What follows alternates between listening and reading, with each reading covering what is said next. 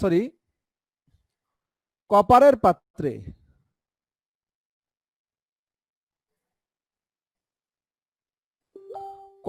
পাত্রে অথবা পিতলের পাত্রে, পিতল মানেই কপার, বা কাঁসা বা ব্রোঞ্জ, ইয়োজ, কপার যেই কথা, পিতল, কাঁসা, ব্রাশ, ব্রোঞ্জ এগুলো একই জিনিস। টাসকি খেয়ে যাবে না আবার। প্রশ্ন যদি থাকে কাঁসা, তামা কাঁসা, তামা যেই কথা, পিতল যেই কথা, কাঁসা যেই কথা, ব্রোঞ্জ, বলে না ব্রোঞ্জ পদক, স্বর্ণ পদক একটা, রৌপ্য পদক একটা, ব্রোঞ্জ পদক একটা। তো এখন খেয়াল করো, যেভাবেই থাকুক, পিতলের পাত্রে, তামার পাত্রে, কাঁসার পাত্রে, ব্রোঞ্জের পাত্রে কি রাখা হলো? লোহার সালফেট অথবা জিঙ্ক সালফেট, যে কোনো একটা দ্রবণ রাখা হলো। এই লবণের দ্রবণ সংরক্ষণ করা হলো। খেয়াল করো, সংরক্ষণ করা হলো। এই সংরক্ষণটা যৌক্তিক হয়েছে কি হয় নাই? আমরা গত ক্লাসে আমি এটা করিয়েছিলাম তোমাদের। জাস্ট 2 মিনিট কথা বলে আমি নতুন প্রসঙ্গে যাচ্ছি। তাহলে তুমি এভাবে চিত্রটা প্রথমে আঁকবা পরীক্ষার খাতায়, লিখবা এটা হচ্ছে পিতল বা কাঁসা। পিতল মানে কপার, মানে পাত্রটা হলো কপারের, তার মধ্যে রাখা আছে ফেরাস সালফেট দ্রবণ। চিত্র আঁকা হয়ে গেল। নিশ্চয়ই এই প্রশ্নটা যখন থাকবে তার পাশেই কিন্তু লেখা থাকবে আয়রন থেকে আয়রন 2+, কারণ এখানে দুইটা ধাতুর কথা বলা আছে, একটা হচ্ছে কপার আর একটা হচ্ছে লোহা। এই দুইটার ইএমএফ বিভব মান দেওয়া থাকবে। কপার থেকে কপার 2+ আয়ন, এদের মানগুলো দেওয়া থাকবে। মনে করো 0.46 ভোল্ট আর এটা হলো -0.34 ভোল্ট, এই মানগুলো দেওয়া থাকবে। এখন তোমাকে কি করতে হবে? প্রথমে চিত্রটা লেখার পর তুমি এখানে একটা কোষ আছে, এখানে একটা কোষ রিলেটেড কোষ একটা আছে, কোষের ডায়াগ্রাম বা কোষ চিত্র লিখতে হবে। তাহলে বরাবরের মতো বলেছি, পাত্র যে পাত্র সে হবে অ্যানোড এবং সে হবে পরমাণু থেকে আয়ন। এটা একটা তড়িৎদ্বার, এটা হচ্ছে জারণ তড়িৎদ্বার অ্যানোড। আর মাঝখানে কোনো লবণ সেতু হবে না, একটা দাগ হবে অ্যানোডকে ক্যাথোডকে আলাদা করার জন্য। ক্যাথোড হবে লবণ যেটা আছে, সেই আয়নটা হবে ক্যাথোড। তাহলে এখানে লবণ আছে ফেরাস আয়নের, সে ফেরাস আয়ন থেকে কি হবে? আয়রন পরমাণু হবে। এটা হলো ক্যাথোড। ক্যাথোডে হয় বিজারণ, বিজারণ মানে আয়ন থেকে পরমাণু। আর অ্যানোডে হয় জারণ, জারণ মানে পরমাণু থেকে আয়ন। তাহলে এটা হচ্ছে কোষ ডায়াগ্রাম বা কোষ চিত্র। এই কোষ ডায়াগ্রাম লেখার পর তোমরা এখন লিখবা কোষ বিক্রিয়া। গত ক্লাসে এগুলো দেখাইছি। কোষ বিক্রিয়া লেখার পর এরপরে তুমি লিখবা কোষ বিক্রিয়া। তো প্রথমে কি হবে? কপার কার সাথে বিক্রিয়া করছে? ফেরাস আয়নের সাথে বিক্রিয়া করছে। বিক্রিয়া করিয়া কপারে পরিণত হচ্ছে কপার 2+ আয়ন, আর আয়রনে পরিণত হচ্ছে আয়রন 2+ আয়ন। এখানে অ্যানোড বিক্রিয়া, ক্যাথোড বিক্রিয়া দেখা যায়, টোটাল বিক্রিয়াটা আমি লিখে দিয়েছি। কেমন? আমি মনে হয় এগুলার দেখানো প্রয়োজন হচ্ছে না, কারণ আগে তোমাদের দেখানো হয়েছে। তো এখান থেকে তোমার খেয়াল করো, কোষ বিক্রিয়া হয়ে গেল, কোষ ডায়াগ্রাম হয়ে গেল। এখন তুমি ইএমএফ এর মান বের করবা। তো এখানে তোমাকে প্রমাণ ইএমএফ এর কথাই বলা হয়েছে। আসলে এখানে প্রমাণ মানে ই নট সেল, এই ক্ষেত্রে অন্য কোনো না, নাস্টের সমীকরণ এখানে ব্যবহার করা যাবে না। তাহলে এখানে E not cell equal to হচ্ছে, আমরা জানি E not anode oxidation plus E not cathode reduction. আচ্ছা, এখন তোমাকে খেয়াল করতে হবে। রুবায়াত, তোমাকে বলছি তুমি ভুল করেছিলে কোথায়, সেই দিকটার দিকে তুমি খেয়াল করো। তুমি ধারণা করতে পারো বা তুমি বোঝার চেষ্টা করো কোথায় তোমার ভুলটা হয়েছে। পাত্র সবসময় হবে অ্যানোড, সে হবে পরমাণু থেকে আয়ন। তোমার বলেই দিয়েছে কপারের পাত্র, তাহলে কপার যদি অ্যানোড হয়, কপার পরমাণু থেকে আয়ন হবে। আর লবণটা হবে সবসময় ক্যাথোড, লবণটা আয়ন থেকে পরমাণু হবে। এই জিনিসটা মনে রাখতে হবে। তাহলে অ্যানোডে অক্সিডেশন হবে। তাহলে অ্যানোডে কোথায়? অ্যানোডটা কে? এখানে ই নট, এই বিক্রিয়ায় এই পাত্রে অ্যানোড আমরা কাকে নিয়েছি? কপার থেকে কপার আয়নকে নিয়েছি অ্যানোড। আর ই নট ক্যাথোড কাকে নিয়েছি? ক্যাথোড আয়রন আয়ন থেকে আমরা আয়রন পরমাণুকে নিয়েছি। এখন তাদের মান তো দেওয়া আছে, দেখো আমার দরকার হলো পরমাণু থেকে আয়ন, কপারের পরমাণু থেকে আয়ন। প্রশ্নে কপারের পরমাণু থেকে আয়নের মানটাই দেওয়া আছে। তাহলে আমরা লিখবো -0.34, যেমন আছে তেমন, চেঞ্জ করার কোনো প্রয়োজন নেই, কারণ যেমন দরকার তেমনই দেওয়া আছে। এরপরে দেখো, আয়রনের দরকার হচ্ছে আয়ন থেকে পরমাণু, অথচ প্রশ্ন দেওয়া আছে পরমাণু থেকে আয়ন। তাহলে নিশ্চয়ই মানটা যা আছে চেঞ্জ করতে হবে। তাহলে -0.46 ভোল্ট মানটা চেঞ্জ করতে হলো। প্লাস মান দেওয়া আছে, মাইনাস মান করতে হলো। কেন প্লাস মান থেকে মাইনাস মান করলাম? কারণ আমার দরকার হলো আয়ন থেকে পরমাণু, কারণ আমার ক্যাথোড হচ্ছে এখানে আয়ন থেকে পরমাণু। আর প্রশ্নে দেওয়া আছে পরমাণু থেকে আয়ন। যদি প্রশ্নে মানে ওইভাবে দেওয়া থাকতো তাহলে আর চেঞ্জ করা লাগতো না। তাহলে এখন এই দুটোটা মান প্লাসে মাইনাসে মাইনাস হয়ে যাবে। তাহলে 0.34 মাইনাস, এবং তুমি খেয়াল করো এটাও কিন্তু মাইনাস 0.46, এটাও মাইনাস মান, দুটোটাকে যোগ করলে একটা মাইনাস মান পাবো। যেহেতু ইএমএফ এর মান নেগেটিভ, তাহলে এই বিক্রিয়াটি স্বতঃস্ফূর্তভাবে ঘটবে না। এখানে লবণ সংরক্ষণ যৌক্তিক হয়েছে, পাত্র ক্ষয়প্রাপ্ত হবে না। তার মানে কপারের পাত্রে ফেরাস সালফেট দ্রবণকে রাখলে কপার পাত্র ভালো থাকে, এখানে কপার পাত্র ক্ষয়প্রাপ্ত হয় না। অথচ এই ফেরাস সালফেটকে যদি আমরা অ্যালুমিনিয়ামের পাত্রে রাখতাম, এই ফেরাস সালফেটকে মানে আয়রনের উপরে সক্রিয়তা সিরিজে যারা আছে, তারা যদি পাত্র হতো, খেয়াল করো আয়রনের নিচে যারা থাকবে, সবাই একটু খেয়াল করো, আয়রনের লবণটা আমরা সংরক্ষণ করতে পারবো, কোনো ক্ষয় হবে না। আয়রনের লবণকে আমরা সংরক্ষণ করতে পারবো, কোনো ক্ষয় হবে না। কোন পাত্রে, কোন ধাতুর পাত্রে? সক্রিয়তার সিরিজে যে ধাতুগুলো আয়রনের নিচে অবস্থান করে, এটা বুঝলেই হয়ে গেল, অনুধাবন হয়ে গেল। আবারও বলছি, সক্রিয়তার সিরিজে কে নাকে মেঘায় বেরেলো, যেন ফিরে সুস্মিতাকে পাবে হায় কুলাঙ্গার হাজি আজিজ পেটাবে আমায়। ওই কবিতা যার মনে আছে সে জানে আয়রনের নিচে কারা কারা আছে। তাহলে যেন ফিরে, যেন মানে জিঙ্ক, ফিরে মানে আয়রন ফেরাম, সুস্মিতাকে টিন, যেন ফিরে সুস্মিতাকে পাবে, পাবে মানে প্লাম্বার, আয়রনের নিচে অবস্থান করে। তাহলে আয়রন লবণ গুলাকে, ফেরাস লবণ হোক আর ফেরিক লবণ হোক, আয়রনের লবণ গুলাকে আয়রনের নিচে যারা থাকবে তাদের সবার সকল পাত্রে আয়রনের লবণকে সংরক্ষণ করা যাবে। কপারের পাত্রে যাবে, সিলভারের পাত্রে যাবে, সীসার পাত্রে যাবে, টিনের পাত্রে যাবে, প্লাটিনামের পাত্রে যাবে, স্বর্ণের পাত্রে রাখা যাবে, কোনো ক্ষয়প্রাপ্ত হবে না। কিন্তু আয়রনের উপরে যারা আছে, আয়রনের উপরে কারা আছে? যেন ফিরে জিঙ্ক আছে, অ্যালুমিনিয়াম আছে, তা ক্যালসিয়াম আছে, ম্যাগনেসিয়াম আছে, এরা সবাই আয়রনের উপরে অবস্থান করে। তাহলে নিশ্চয়ই আয়রনের কোনো লবণকে ওই সমস্ত ধাতুর পাত্রে রাখা যাবে না। সেক্ষেত্রে ইএমএফ এর মান, সেক্ষেত্রে কোষ যা আসবে, কোষ বিক্রিয়া, কোষ সেল, তারপরে এই ইএমএফ এর মান তোমরা বের করে দেখবা, সে সমস্ত ক্ষেত্রে পজিটিভ মান আসবে, ইএমএফ এর মান পজিটিভ আসবে। সেই ক্ষেত্রে লবণকে সংরক্ষণ করা যাবে না। আমি তোমাদের এই কথাটা বলা দরকার ছিল। আমরা কিভাবে অঙ্ক না করে, ইএমএফ এর মান নির্ণয় না করে আমরা কিভাবে বুঝবো লবণটি সংরক্ষণ সঠিক হয়েছে কি হয় না? কারণ ভর্তি পরীক্ষায় এত সময় তুমি পাবে না, একবার ইএমএফ এর মান বের করে তারপরে তুমি করবা, এরকম সময় পাবা না। তোমাকে শর্টকাট অ্যান্সার করতে হবে। তাহলে আমি শর্টকাট বলে দিলাম, কোন লবণকে সংরক্ষণ করা যাবে কি যাবে না, পাত্র ক্ষয়প্রাপ্ত হবে কি হবে না, আমরা সক্রিয়তার সিরিজটা জাস্ট মনে রাখলেই 10 সেকেন্ডের মধ্যে সক্রিয়তার সিরিজটা লিখে ফেলবো। আর দেখবো ধাতুটা যে পাত্রে রাখা হয়েছে সেই পাত্রটার ধাতুটা ওই ধাতুর নিচে নাকি উপরে। যদি লোহার লবণকে সংরক্ষণ করতে বলে, লোহার নিচে যারা আছে, কপার সিলভার যত আছে সবাই পাত্রে সংরক্ষণ করা যাবে, কোনো ক্ষয়প্রাপ্ত হবে না। আর লোহার উপরে যারা আছে তাদের পাত্রে সংরক্ষণ করা যাবে না। এই কথাটা যেন মনে থাকে। এবার আসো, যেটা ম্যাম গত ক্লাসে পড়িয়েছে, আমরা আরেকভাবে ইএমএফ নির্ণয় করতে পারি। সবাই একটু খেয়াল করো, স্ক্রিনশট চাইলে দিতে পারো।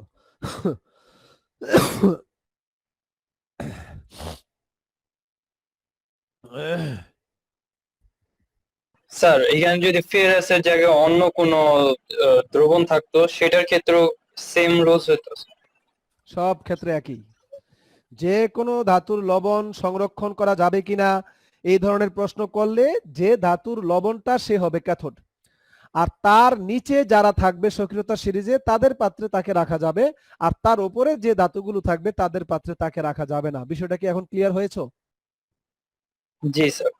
Okay fine. এবার আসো, খেয়াল করো, এই যে একটা পাত্র ধরো, এ আর একটা পাত্র,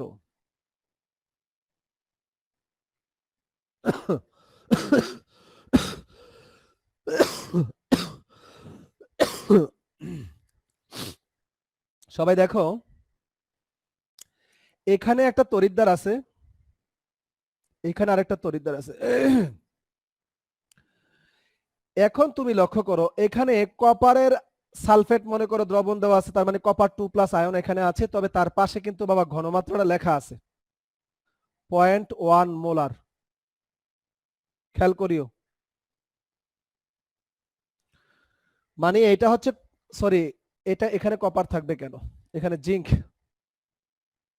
বামে আমরা সবসময় অ্যানোডকে লিখি, জিঙ্ক সালফেট দ্রবণ আছে, জিঙ্ক 2+ আয়ন মানে বাবা সালফেটটা দেই নাই আর কি, অথবা ক্লোরাইড আয়ন থাকতে পারে, অথবা কার্বনেট আয়ন থাকতে পারে, অথবা নাইট্রেট আয়ন থাকতে পারে, মানে জিঙ্কের সাথে কোন একটা অ্যানায়ন তো অবশ্যই আছে, সেটা আমাদের দরকার নেই, শুধু দরকার এটা জিঙ্কের লবণ, জিঙ্ক আয়নের দ্রবণ।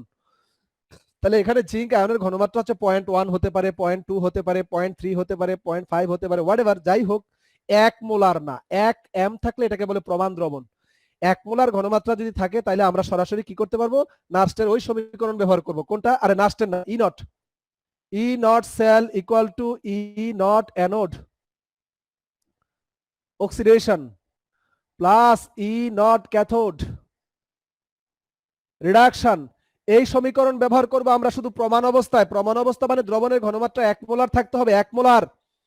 এটাও 1 মোলার, এটাও 1 মোলার। এটা এখানে মনে করো কপার আয়ন আছে, তাহলে কপার আয়নের ঘনমাত্রা মনে করো যে 0.5 মোলার দেওয়া আছে এখানে, 1 মোলার না। তাহলে এগুলা কি ভিন্ন না?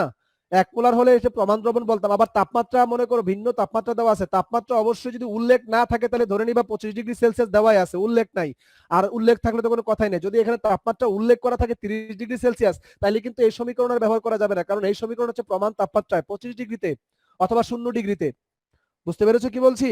কিন্তু এই তাপমাত্রা ছাড়া যদি ভিন্ন কোনো তাপমাত্রা 30 ডিগ্রি সেলসিয়াস 35 ডিগ্রি সেলসিয়াস থাকে তাহলে কিন্তু এই সমীকরণ চলবে না, তাহলে কিন্তু এই সমীকরণে করা যাবে না, নার্স্টের সমীকরণ ব্যবহার করতে হবে।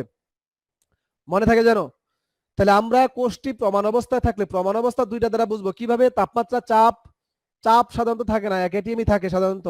তাপমাত্রা যদি 25 ডিগ্রি থাকে, ঘনমাত্রা যদি দ্রবণের ঘনমাত্রা যদি 1 মোলার থাকে, তাহলে দ্রবণটা প্রমাণ অবস্থায় আছে বলবো। আর ওই অবস্থায় আমরা এই সমীকরণে ইএমএফ বের করলে চলবে। কিন্তু যদি ভিন্ন ঘনমাত্রা 1 মোলার না থেকে যদি 0.1 মোলার থাকে, এটা 0.5 মোলার থাকে, বুঝতে হবে বিষয়টা। তাহলে এখন তুমি খেয়াল করো, এখানে যদি এমিটার যুক্ত করো, এমিটার তার থেকে একটা সুইচ দিয়ে যদি এখানে যুক্ত করে দাও, তাহলে এই কোষের সুইচ অন করলে একটা বিদ্যুৎ প্রবাহ চলবে। তবে এখানে ইএমএফটা কত সেটা বের করতে বললে আমরা কিন্তু এই সমীকরণে করব না, কারণ এখানে কিন্তু দ্রবণটি ঘনমাত্রা প্রমাণ অবস্থায় নেই। প্রমাণ অবস্থা মানে 1 মোলার নয়, 1 মোলার ছাড়া 2 molar 3 molar 0.1 molar 0.2 molar 0.5 molar যদি এই সমস্ত ঘনমাত্রা থাকে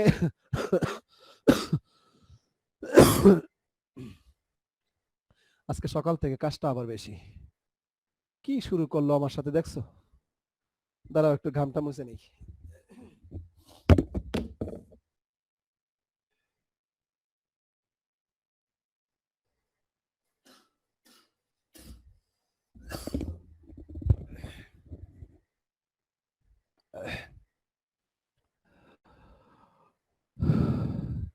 একদম। তো যেটা বলেছিলাম, এই কোষ এটা কিন্তু একটা কোষ, এটা একটা অর্ধকোষ 1 নাম্বার, এটা 2 নাম্বার অর্ধকোষ। হ্যাঁ, তো দুইটা অর্ধকোষ মিলে কিন্তু একটা তড়িৎ রাসায়নিক কোষ হয়। এখন এই কোষের ইএমএফ যদি তোমাকে প্রশ্নে বলে যে ইএমএফ এর মান কত বের করো, তাহলে কিন্তু বাবা আমরা এটা লাগবে। তবে আমাদের মূল সূত্র কিন্তু এটা, ই সেল মানে প্রমাণ নয়, কিন্তু নট কিন্তু দেই নাই। ই সেল মানে প্রমাণ অবস্থা ছাড়া অন্য যে কোনো অবস্থায় তার বিভব। কোন কোষের প্রমাণ অবস্থা ছাড়া অন্য যে কোনো অবস্থা, তাপমাত্রা 25 নাই 30 আছে, তাহলে এটার প্রমাণ অবস্থা না, অন্য কোনো অবস্থা। ঘনমাত্রা 1 মোলার নাই, অন্য কোনো ঘনমাত্রা আছে 0.5 0.2 এই ঘনমাত্রাটা 1 মোলার ছাড়া অন্য যে কোনো ঘনমাত্রা যেটা আছে এটা হচ্ছে তার ভিন্ন ঘনমাত্রা। ভিন্ন ঘনমাত্রা হলেই আমরা তখন ই নট সেল বলতে পারবো না, ই সেল বলবো। তবে ই সেল বের করতে গেলে কিন্তু বাবা ই নট সেল কিন্তু তোমার লাগবে, ই নট সেলও লাগবে। E not cell minus R T by NF লন, আসতেছি, লন। তার আগে আমরা সমীকরণে যাওয়ার আগে এখানে যে বিক্রিয়াটা ঘটতেছে, এই কোষ বিক্রিয়াটা কি, কোষ ডায়াগ্রামটা কি, এই কোষের ডায়াগ্রামটা কি বলো দেখি। জিঙ্ক থেকে কি হবে বলো, জিঙ্ক আয়ন। আর যদি এখানে লবণ সেতু দেওয়া থাকে, লবণ সেতু নিয়ে আগামী ক্লাসে পড়াবো ইনশাআল্লাহ। লবণ সেতু যদি থাকে তাহলে 2 ডাক দিবা। আর লবণ সেতু এই চিহ্নটা, এই চিত্রটা না থাকলে, লবণ সেতু না দেওয়া থাকলে 1 ডাক দিবা, মনে থাকে যেন। তাহলে 2টা আগ দিলাম মনে করো। আর এখানে ক্যাথোড হচ্ছে কে বলো, ক্যাথোড হচ্ছে কপার 2+ থেকে কপার। এই হচ্ছে বাবা কোষ চিত্র। এখন কোষ চিত্র লিখলাম। কোষ বিক্রিয়া কি হবে বলো, কোষ বিক্রিয়া হচ্ছে জিঙ্ক প্লাস কপার আয়ন বিক্রিয়া করে জিঙ্ক পরিণত হয়ে যায় জিঙ্ক আয়নে। দেখো জিঙ্ক কিন্তু জিঙ্ক আয়ন হয়েছে, আর কপার আয়ন কিন্তু তোমার পরিণত হয়েছে কপার। তুমি চাইলে এদের ভৌত অবস্থা দিয়ে দিতে পারো। জিঙ্ক ধাতু সবসময় সলিড, আয়ন সবসময় অ্যাকোয়াস থাকবে। এগুলো দিলে দিতে পারো, দিলে খুব ভালো হয়, না দিলে সমস্যা নেই। আয়ন মানেই হচ্ছে অ্যাকোয়াস, সবসময় মনে রাখবা। দ্রবণে আয়ন থাকে, দ্রবণ ছাড়া আয়ন কল্পনাও করা যায় না। আর ধাতু যখনই পরিণত হয়ে গেল মানে সলিড, এগুলো দিলে পরীক্ষক এত খুশি হবে, বুঝবে যে ছেলেটার কনসেপ্টটা একদম ক্লিয়ার, তাকে ভালো করে পড়িয়েছে। তাহলে আয়ন মানে অ্যাকোয়াস, জলীয় দ্রবণে আয়ন ছাড়া, জলীয় দ্রবণ ছাড়া কোথাও কোনো আয়ন পাওয়া যায় না আসলে। বেসিক্যালি আমরা ইন্টারমিডিয়েটে এটাই শিখবো, কিন্তু অ্যামোনিয়া দ্রবণে আছে, কিন্তু সেগুলোকে অ্যাকোয়াস বলবো না। আমরা এটাই জানি যে অ্যাকোয়াস মানে জলীয় দ্রবণে শুধুমাত্র আয়নগুলো থাকবে, হোয়াটএভার। এখন তুমি খেয়াল করো, এটা হচ্ছে সেল ডায়াগ্রাম বা সেল চিত্র বা কোষ চিত্র, আর এটা হচ্ছে কোষ বিক্রিয়া। এবার কি তুমি এখান থেকে বুঝতে পারো এই কোষ বিক্রিয়ায় উৎপাদ আয়ন কোনটা আর বিক্রিয়ক আয়ন কোনটা?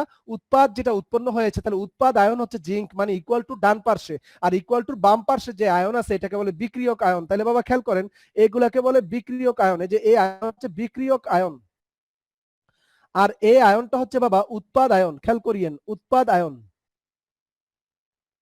তাহলে আমরা যদি সেল রিঅ্যাকশনটা না লিখি, কোষ বিক্রিয়াটা যদি না লিখি, তাহলে কে বিক্রিয়ক আয়ন কে উৎপাদ আয়ন, এটা বিচার করা কিন্তু একটু কঠিন হয়ে যাবে। তাহলে আমরা এটা লিখবো প্রথমে সেল ডায়াগ্রাম বা সেল চিত্র, তারপর হচ্ছে সেল রিঅ্যাকশন বা কোষ বিক্রিয়া, তারপরে হচ্ছে কে বিক্রিয়ক আয়ন কে উৎপাদ আয়ন, এটা বের করে তারপরে সমীকরণটা লিখবো। সমীকরণ লিখে এবার একটু খেয়াল করো, এখানে কি লিখতে হবে? লন, উপরে থাকবে একটা আয়নের ঘনমাত্রা আর নিচে থাকবে একটা আয়নের ঘনমাত্রা। উপরে থাকবে, যদি তুমি এখানে মাইনাস চিহ্ন দাও, তাহলে উপরে হবে উৎপাদ আয়ন। বলো তো এখানে উৎপাদ আয়নটাকে, উৎপাদ আয়ন হচ্ছে জিঙ্ক আয়ন, তাহলে আমরা এখানে লিখবো Zn2+, আর বিক্রিয়ক আয়ন হচ্ছে কপার 2+। আমরা এই সমীকরণটাকে এইভাবেও লিখতে পারি, অথবা or E cell E not না বাবা, E cell equal to E not cell minus না দিয়ে প্লাস দিতে পারি। প্লাস দিলে কি হবে? RT/NF লন, উপরে দিতে পারি আমরা কপার 2+ আয়ন, হ্যাঁ, আর নিচে দিতে পারি আমরা জিঙ্ক 2+ আয়ন। দুটাই কিন্তু সঠিক, এটাও সঠিক এটাও সঠিক। দেখো, লগ যদি x/y কে y/x করে ফেলো, তাহলে চিহ্নটা কিন্তু মাইনাসে মাইনাসে প্লাস হয়ে যাবে। এটা হচ্ছে নিয়ম। তাহলে এটাও সঠিক এটাও সঠিক। আরো একটি সূত্র আছে, দেখো এটার থেকে ওইটা আসছে কি, ই সেল ইকুয়াল টু হচ্ছে ই নট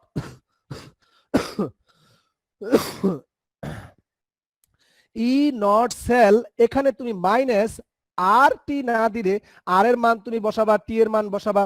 যদি আর আর টি, আর এখানে তুমি 2.303 দ্বারা গুণ দাও, তাহলে এন এফ, তাহলে লন থেকে হয়ে গেল লগ। লন থেকে লগে যেতে হলে মনে রেখো 2.303। আবারও বলছি, আর টি থেকে লন থেকে যখন লগে যাবা, তুমি লগেও নিতে পারো, লগে নিলেই কিন্তু 2.303 দ্বারা গুণ দিতে হয়, আর বাকি যা আছে সব ঠিক থাকবে। মাইনাস যদি দিয়েছো, মাইনাস যেহেতু দিয়েছো, তাহলে আগে জিঙ্ক আয়ন হবে, তারপরে হবে কপার আয়ন। এটাকে আরো একভাবে লেখা যায়, দেখো এই যে আর এর মান আমরা জানি, এটা হচ্ছে মোলার গ্যাস দ্রবক, লিটার এটিএম এ তার মান আছে। এরপরে তোমার এসআই এককে মান আছে, সিজিএস এককে আর এর মান আছে। টি যদি তাপমাত্রা 25 ডিগ্রি ধরি প্রমাণ, তাহলে টি যদি 25 ডিগ্রি মানে 298 কেলভিন, তাহলে আর এর মান, টি এর মান 2.303। আর এন এর মান হচ্ছে, এন হচ্ছে এখানে ইলেকট্রন আদান প্রদান সংখ্যা। মনে রেখো এখানে জিঙ্ক 2টি ইলেকট্রন ত্যাগ করে, কপার 2টি ইলেকট্রন গ্রহণ করে, তার মানে এখানে আদান প্রদানকৃত ইলেকট্রন সংখ্যার মান হচ্ছে 2, তাহলে এন এর মান হচ্ছে 2। আর এফ হচ্ছে ফ্যারাড, ফ্যারাড মানে 96,500 কুলম্ব। তাহলে একটু বোঝার চেষ্টা করো, আমি যদি এন এর মান 2 বসাই, আমি যদি এফ এর মান 96,500 কুলম্ব বসাই, আর এর মান যদি আমরা বসাই, টি এর মান যদি আমরা 298 কেলভিন বসাই, 2.303 বসাইয়া আমরা এটাকে ক্যালকুলেশন করলে আমরা এটা পাই। দেখো, E E not cell minus 0.0592 divided by N. N এর মানটা বসাই নাই, এন আছে, এন মানে ইলেকট্রন সংখ্যা, আদান প্রদানকৃত ইলেকট্রন সংখ্যা। তো এফ এর মান 96,500, আর এর মান, টি এর মান 2.303, এগুলাকে ক্যালকুলেশন করলে উপরে আসে 0.0592। আমরা এই সমীকরণটা মুখস্থ রাখলেই হয়ে গেল। তাহলে এরপর হচ্ছে লগ, লগ কিন্তু বাবা লগ, কারণ 2.303 এর সাথে হচ্ছে লগের সম্পর্ক, লন কিন্তু না লগ।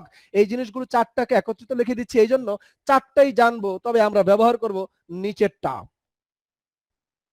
আর উপরেরটা এটাও করতে পারি ইচ্ছা করলে। এই ক্ষেত্রে আমাকে কি করতে হবে? এফ এর মান বসাইতে হবে 96,500, এন এর মান যদি 1 মোল হয় 1, 2 মোল ইলেকট্রন আদান প্রদান হলে 2, আর এর মান আমরা বসাবো এসআই, টি এর মান বসাবো 298 কেলভিন, 2.303। এই মানগুলো বসাইয়া আমি অঙ্কটা করলে হয়ে যাবে, অথবা সময় যদি কম থাকে এটা মুখস্থ রাখলে হয়ে গেল, কারণ আর টি 2.303 আর এফ এই মানগুলো বসাইয়া এটা আসছে 0.0592। আর এন, হ্যাঁ বলো, কে জানি কি বলতে লাগছিল। 25 ডিগ্রি সেন্টিগ্রেড না থাকলে এই ফর্মুলা কাজ করবে না।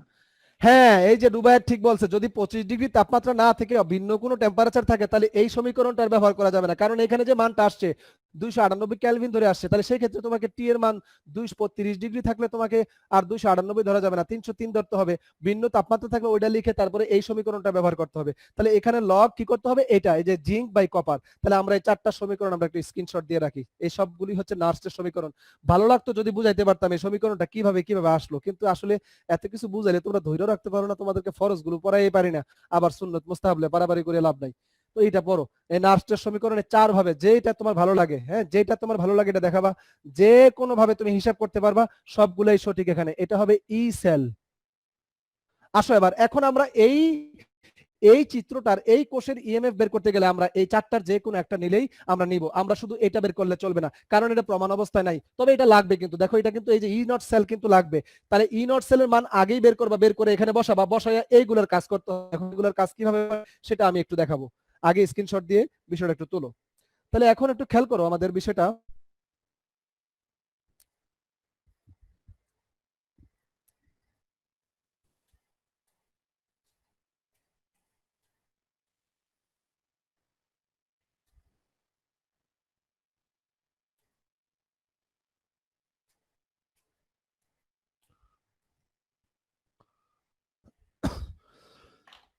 যদি বলে প্রয়োগে প্রশ্ন করে ইএমএফ কত, উদ্দীপকের কোষের ইএমএফ কত, তাহলে আমরা শুরুতেই কোষ ডায়াগ্রাম লিখবো, কোষ বিক্রিয়া লিখবো, এরপরে লিখবো আমরা জানি E cell equal to E not cell minus 0.0592 divided by N log, উপরে থাকবে জিঙ্ক আয়ন কারণ এটা উৎপাদ আয়ন, আর নিচে থাকবে কপার আয়ন কারণ এটা বিক্রিয়ক আয়ন। ওই যে কোষ ডায়াগ্রাম, কোষ বিক্রিয়া থেকেই আমরা বুঝতে পারবো এখানে উৎপাদ আয়নকে, আর অর্থাৎ উপরে থাকবে কে নিচে থাকবে কে। তবে মনে রেখো কিন্তু প্যাস লাগবে, এখানে মাইনাস যখন দিবা তখন উপরে উৎপাদ নিচে বিক্রিয়ক, আর যদি প্লাস দাও তাহলে উপরে বিক্রিয়ক নিচে উৎপাদ, এটা মনে রেখো কিন্তু উল্টাপাল্টা করিও না। এগুলাতে ভুলটা এখানেই করে, ছাত্ররা সবই জানে কিন্তু এই সমীকরণ লয়ে তাদের সমস্যা হয়ে যায়, সমীকরণ তাদের সমস্যা করে ফেলে। হ্যাঁ, এখন খেয়াল করো তোমরা, আমরা এখন ইনট সেল কিন্তু লাগবে, তো ইনট সেল তুমি রাফেও করে আনতে পারো, রাফ থেকে করে আনতে পারো, মানটা যা সেনে বসাই দিবা, অথবা এখানেও কি করতে পারো, দেখো ইনট সেল ইকুয়াল টু আমরা কি জানি, E not anode oxidation plus E not cathode reduction. এটা কিন্তু আমাদের ই নটের মান, এই যে ই নট সেল হচ্ছে এটা, এরপরে মাইনাস, এরপরে হচ্ছে 0.0592, এন এর মান হচ্ছে 2। এখানে আমরা কোষ বিক্রিয়া থেকেই বুঝতে পারবো অ্যানোড বিক্রিয়া ক্যাথোড বিক্রিয়া লিখলে সেখানে 2 মোল ইলেকট্রন ত্যাগ হয়, 2 মোল ইলেকট্রন গ্রহণ হয়, তাহলে আদান প্রদান কিন্তু ইলেকট্রন মোট সংখ্যা হচ্ছে 4 মোল, কিন্তু একজনে ছাড়ছে 2টা আরেকজনে গ্রহণ করছে 2টা, তাহলে আদান প্রদান হলো কয় মোল, 2 মোল। ওইভাবে আমরা গণ্য না যে 4 মোল হয়েছে, এটা 2 মোল ছাড়ছে, এটা 2 মোল গ্রহণ করছে, মোট 4 মোল। এন এর মান ওইটা না, এন এর মান হচ্ছে আদান প্রদান, মানে কতটুকু আদান প্রদান হলো, আদান হলো 2টা, প্রদান হলো 2টা, তাহলে এটা কিন্তু 2 মোল, এন এর মান হচ্ছে 2। তাহলে একটু খেয়াল করো, আর এখানে নিশ্চয়ই তুমি বুঝতে পারতেছো লগ যেহেতু আছে, তাহলে লগের পাশাপাশি জিঙ্ক আয়নের ঘনমাত্রা প্রশ্নে দেওয়া আছে, প্রশ্নে যা থাকবে সেই মানটা বসাবা 0.1। আর একটা গুরুত্বপূর্ণ প্রশ্ন, যখনই মান বসাবা তখন কিন্তু আর থার্ড ব্র্যাকেট থাকবে না, ফার্স্ট ব্র্যাকেট দিতে হবে। এই ভুলটা অনেকে করে, মান বসানোর পরও থার্ড ব্র্যাকেট দিয়ে থাকে, কারণ এখানে জিঙ্ক আয়ন ছিল, এটা ছিল, এটা দ্বারা বোঝাচ্ছে জিঙ্ক আয়নের দ্রবণের ঘনমাত্রা, আর যখন তুমি ঘনমাত্রা মানটা বসাই ফেলবা তখন তো আর তোমাকে থার্ড ব্র্যাকেট দিতে হবে না, তখন ফার্স্ট ব্র্যাকেট দিবা। তাহলে কপার আয়নের ঘনমাত্রা প্রশ্নে কত দেওয়া আছে বলো, 0.5। ওকে ফাইন, মানগুলো বসালাম, এখন এটার মানটা তোমরা বসাও। এখানে প্রশ্নে নিশ্চয়ই এই তড়িৎদ্বারের মানগুলো দেওয়া থাকবে, জিঙ্ক থেকে জিঙ্ক আয়ন তার মান দেওয়া আছে ধরে নাও 0.76 ভোল্ট, আর কপার থেকে কপার আয়নের মান দেওয়া আছে মনে করো 0.34 ভোল্ট, তবে মাইনাস। হ্যাঁ, এই মানগুলো দেওয়া আছে। এখন তোমরা ইএমএফ এর মানটা বের করে আমাকে বলো কিভাবে করব। এটার মান আমরা এখানে আবার লিখবো কি বলো, ই নট অ্যানোড মানে কি বলো, অ্যানোড এখানে কে বলো, জিঙ্ক থেকে জিঙ্ক আয়ন, আর প্লাস ক্যাথোডে কি হচ্ছে বলো, ক্যাথোডে হবে ই নট কপার 2+ থেকে কপার। তাহলে এটা হচ্ছে তোমার মানগুলো তুমি বসাও, জিঙ্ক আয়নের মান দেওয়া আছে 0.76 ভোল্ট, আর প্লাস এটা কপার আয়ন থেকে কপার, আর দেওয়া আছে প্রশ্নে কপার থেকে কপার আয়ন, তাহলে মানটা চেঞ্জ হয়ে যাবে, মাইনাস মান আছে প্লাস মান হয়ে যাবে 0.34 ভোল্ট। এবার এটার সাথে মাইনাস এগুলো হবে, তাহলে এখানে কত, এগুলো তুমি এখন হিসাব করে ফেলো, 0.0592 ডিভাইডেড বাই 2, আর লগ এটার মান কত ইনটু এই লগ 0.1 কে 0.5 দ্বারা ভাগ করলে কি হবে, সেটা মান এটা হবে, এটা উপরে থাকবে আর তার নিচে 1 থাকবে, 1টা 2 এর সাথে হবে, তাহলে বুঝতেই পারতেছো লগের এই মানটা কিন্তু উপরে এটার সাথে আসবে, আসলে 2 দ্বারা ভাগ করে মাইনাস করলে কি হয়, এই ইএমএফ এর মানটা কত পাইছো আমাকে একটু জানাও, করো এখনই করো। 0.5 ওই হিসাবটা আগে করো, কইরা 0.0592 এর সাথে গুণ করে তারপর 2 দিয়ে ভাগ করো। কে বলতে পারবা কত পাইছো রেজাল্ট? এ অবি স্বামী কথা কয়, নাইম কথা কস থেকে? স্যার 1.1206 হ্যাঁ কত পাইছস? 1.1206 হ্যাঁ এটা হতে পারে, কারণ এটাই তো হয় 1.1, আর এখানে মাইনাস প্লাস, হয়তো এই মানটা আসবে মাইনাস, মাইনাসে মাইনাসে প্লাস হয়ে গেলে তার সাথে আরো কিছু অ্যাড হবে। প্লাস হয়ে গেছে। জি স্যার, হ্যাঁ ওটা হ্যাঁ আমি মাইনাস জানি, এই যে এই মানটা কিন্তু এই লগের 0.1/0.5, এটা কিন্তু মানটা মাইনাস মান আসবে, মাইনাসে প্লাস হয়ে যাবে, তাহলে কিছু একটা প্লাস মান এই 1.1 এর সাথে যোগ হবে, তাহলে তখন 1.1 থেকে একটু বেড়েছে ইএমএফটা, বুঝতে পেরেছো? তাহলে ঘনমাত্রাটা ছিল, যদি প্রমাণ ঘনমাত্রা ছিল 1.1, তার সাথে ঘনমাত্রাটা একটু কমাই বাড়াই দিয়েছি, এতে করে কিন্তু কি হয়েছে বলো, এখানে কিন্তু ইএমএফ এর মানটা কিন্তু বেড়ে গেছে, ইএমএফ এর মানটা কিন্তু বেড়ে গেছে, কমে যাবে বেড়ে যাবে, তার মানে ঘনমাত্রা চেঞ্জ করলে কখনো বেড়ে যায় কখনো কমে যায়, এগুলো আমরা হিসাব করলে বুঝতে পারবো কিভাবে কমছে কিভাবে বাড়ছে, বুঝতে পেরেছো? তাহলে আমরা একটু বুঝাইতে পারলাম কিনা জানি না, যে কখন আমরা নান নষ্টের সমীকরণ ব্যবহার করব আর কখন আমরা প্রমাণ বিভব বের করব। যদি ঘনমাত্রা না দেওয়া থাকে, একেবারে দেওয়া নাই ঘনমাত্রা 1 মোলার নাকি 0.1 মোলার কিছুই দেওয়া নাই, তখন আমরা প্রমাণ অবস্থা আছে ধরে নিব। আর যদি 1 মোলার দেওয়া থাকে তাহলে কোনো কথাই নাই, বুঝাই গেল এটা প্রমাণ অবস্থায় আছে, তাহলে আমরা শুধু এই সমীকরণটা ব্যবহার করব। আর যদি স্পেসিফাই করা থাকে ঘনমাত্রা 0.1 অথবা 0.5 অথবা 1.5 অথবা 2 মোলার, 1 মোলার ছাড়া ভিন্ন কোনো ঘনমাত্রা যখন প্রশ্নে উল্লেখ করা থাকবে, তখন তোমাকে কিন্তু নার্নস্টের সমীকরণ মানে এটা ব্যবহার করতে হবে, তখন এটা দিয়ে করলে তোমাকে নাম্বার দিবে অর্ধেক, দিবে অর্ধেক। তখন আমরা এই সমীকরণটা ব্যবহার করব, লগ কে উৎপাদায়ন কে বিক্রিয়কায়ন, তাদের ঘনমাত্রা কি দেওয়া আছে সেগুলো লেখাবো, লেখা টোটাল কমপ্লিট করব, বুঝতে পেরেছো?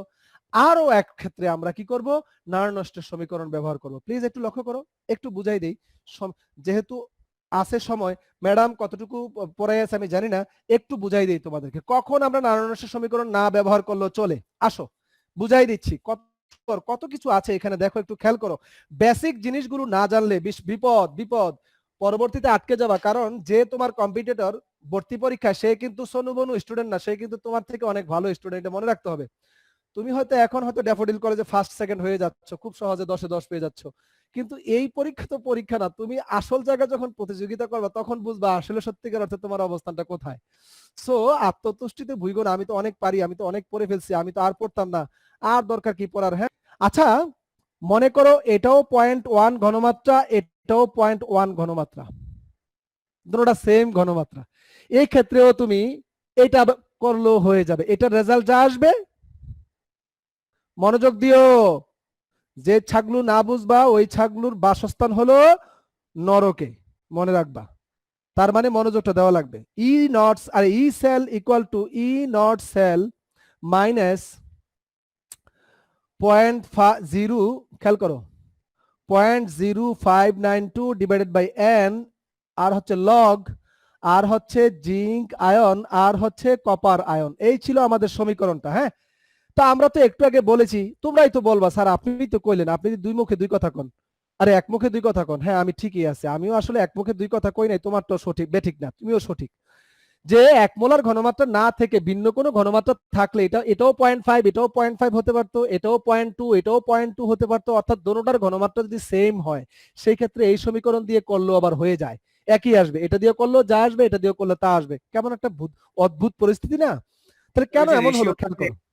হ্যাঁ স্যার রেশিওটা, লগের যে রেশিও, এই যে ওবিটাই বুঝে গেছে, এটার মানও যদি 0.1 হয়, এটার মানও যদি 0.1 হয়, 0.1 এ কাটা গেলে হয় 1, অনেকে কইব 0, 0.1 আর উপরে নিচে কাটা গেলে এটা বুঝি 0 হয়? আহম্মক কতগুলো আছে পরীক্ষার খাতা 0 লেখে, আর একটা থাপড়া দাঁতটা ফেলাই দেবো, কোন জিনিস একই জিনিস উপরে নিচে কাটা গেলে এটা হয় 1। হ্যাঁ, তো এখানেও ও 0.1 এখানেও 0.1 অথবা এখানে 0.2 এখানেও 0.2 অথবা এখানেও 0.5 এখানেও 0.5, সেক্ষেত্রে রেশিওটা কাটা গেলে হয় 1, লগ 1 এর মান হচ্ছে 0। আর 0-র সাথে পুরো এটা যাই থাকুক না কেন গুণ করলে 0ই হয়, তার মানে E cell equal to E not cell হয়ে যায়। বুঝতে পেরেছো কি বলছি? তাহলে ঘনমাত্রা যদি একই রকম থাকে দোনোটা, সেই ক্ষেত্রে এটা দিয়েও করলে হবে, এটা দিয়েও করলে হবে, তবে করতেই হবে এটা দিয়া। সেই ক্ষেত্রে আবার গণমাত্রাও সমান, এটা দিয়ে করলে হবে না, এটা দিয়ে করতে হবে। সেটা আবার কেমন জানতে হবে না? জেনে যাই, একটু খেয়াল করেন। অর্থাৎ অর্থাৎ এটা ব্যবহার করতেই না করলে হবে না, সেটা হচ্ছে বিষয়। খেয়াল করেন একটু, এটা মুসিকেন খেয়াল করো। মনে করো এখানে আছে, হ্যাঁ দিলাম এখানে জিঙ্ক আয়ন, আর এখানে দিলাম সিলভার আয়ন। খেয়াল করো, মনোযোগ দাও একটু। কপার নাই, সিলভার আছে। কয় মিনিট সময় আছে, পারবো নি? হ্যাঁ 45 বেজে গেছে না, আগামী ক্লাসে 45 বেজে গেছে, অপর ক্লাসে জয়েন করো ইনশাল্লাহ। এই কথাটা যেন মনে থাকে। অভি স্বামী আমাকে মনে করে দিবা যে স্যার নার্সটের সমীকরণ লাগবেই। আজকে আর নিচ্ছি না। আরে ঠিক আছে, অ্যাটেন্ডেন্স দিবা, অ্যাটেন্ডেন্স দিবা, তা দিয়ে যাও।